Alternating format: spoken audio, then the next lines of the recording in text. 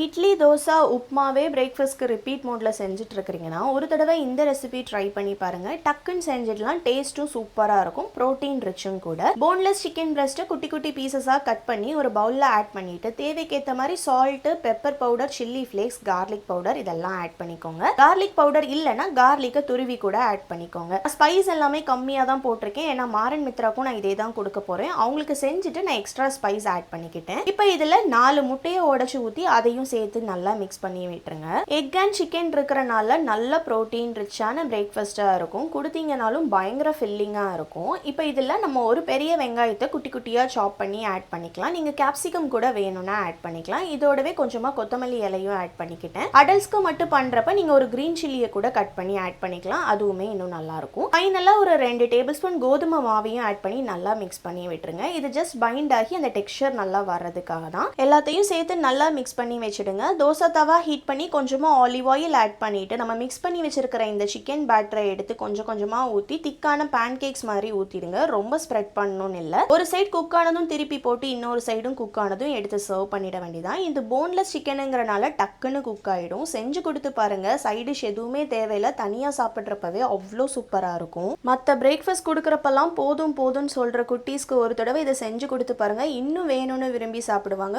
ரொம்ப ஹெல்த்தியும் கூட. ட்ரை பண்ணீங்கன்னா எப்படி வந்துச்சுன்னு கமெண்ட் பண்ணுங்க. Meet you in another video. Tata.